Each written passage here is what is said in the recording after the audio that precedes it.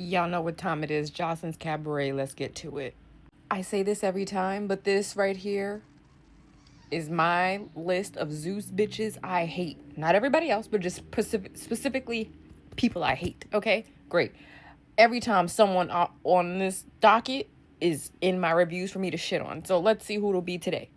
As much as it pains me to sit here and say, congratulations, I'm glad that you're actually about to go back to school and do better with your life, I still somehow can't remotely feel bad for you because I've been saying this for the last like 3-4 seasons that you've been on. You need to take that foxtail out of your ass. Stop fighting butt naked and go home and be a fucking parent and be concerned about what's happening in your household. But no, you wanted to continue to sit here and fight for Joseline every week. Don't know why. Because I don't know how many times she got to look you in your face and say you disgust her. Vying for the attention of Joseline before you vie for the attention of your daughter used to really irk my nerves. But like I said, I'm always going to support a girly who wants to go back to school and get her education. And don't let Joseline lie to you talking about some you're not going to make no bank being a stenographer. They make bank. Okay? They make bank. And I bet you gonna make more money working maybe 3 or 4 days out of the week compared to what Joseline had y'all doing 24 hours of the day. Okay? So, good for you, Andrea. Congratulations. Whether I like you or not, when you do good, you do good. When you do bad, you do bad. And you're doing good. Good for you. However, like I said, I don't feel bad for you. It took for her to sit here and say that she fucks with somebody else like Lexi Gold for you to realize, I should have just stayed in school. Like, wow, if she never said that about Lexi Gold, I wonder if it would have been in your brain to go back to school. But that's neither here or there. Joseline, you pissed me clean the fuck off. You have 3 women here that literally held your season together. 3 women here who was fighting for their lives.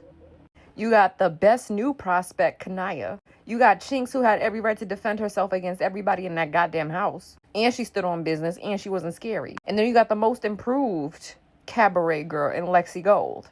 And you telling me none of these girls were deserving, excuse me, I have the hiccups, was deserving of that $50,000? This is just about as annoying as you giving Oceans money because she wanted to pour out her little white girl tears. Joseline should not be in charge of giving anybody money ever again in her fucking life because she is pathetic. She always making poor decisions. She got it right with Neek, but then she fucked it up by giving Oceans any semblance of a dime. Ocean should have got nothing but a job at SeaWorld because that's where her orca pussy ass deserves to be at. Anyway, these 3 girls were the MVP of the season for me. I like all 3. I fuck with all 3. They held the season together for me, and they stood on business, and neither one of these bitches was scary. So shout out to these 3 girls. These are my big 3. Thank you. You got bacon and sunny side up egg over here, right? T-Love, you was one of the worst things to ever happen to this season. I'm not gonna lie.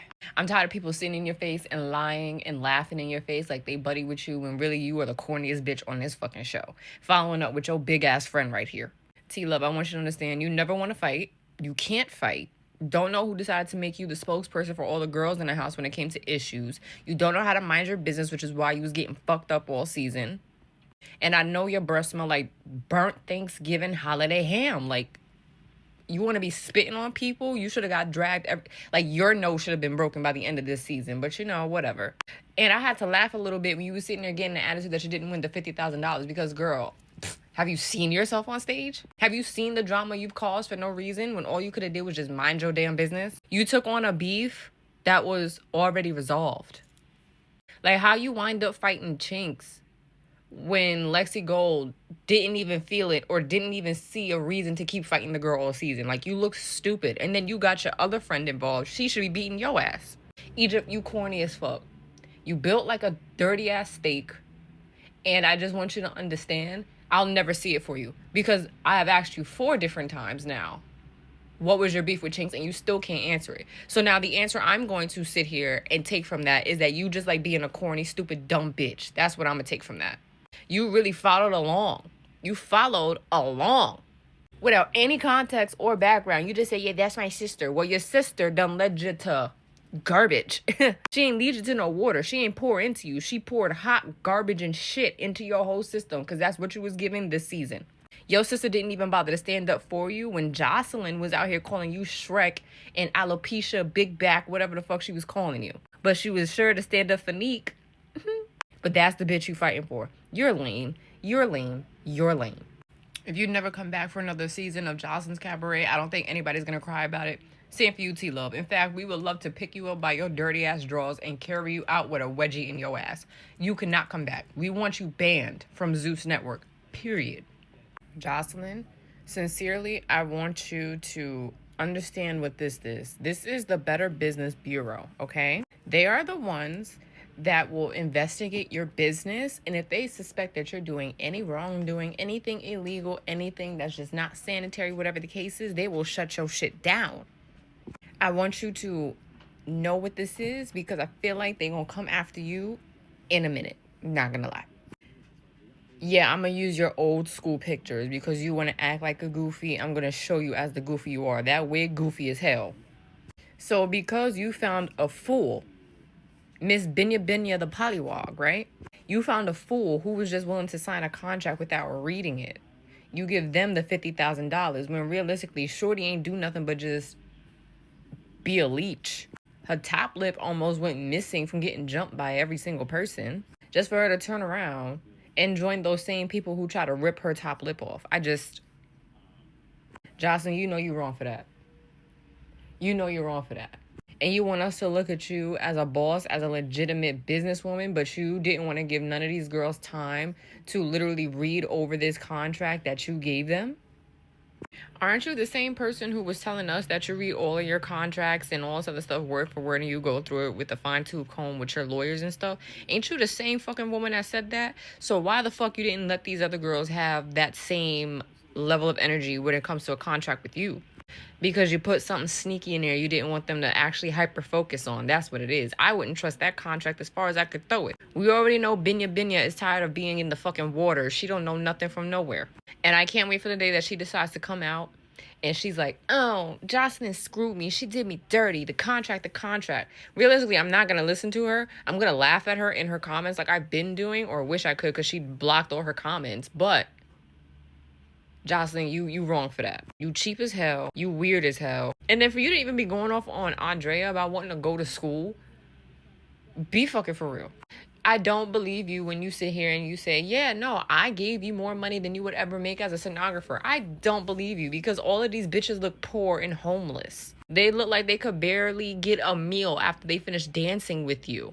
The crazy thing is, the bitches that actually look like they had money and would do you some good, you got rid of on the show. The only person that you kept around was Kanaya, and she always looked like money to me. But I really don't think you paying them as well as you claim you are. I think Andrea is going to make so much more money as a stenographer than she would be being a stripper with a foxtail in her booty hole.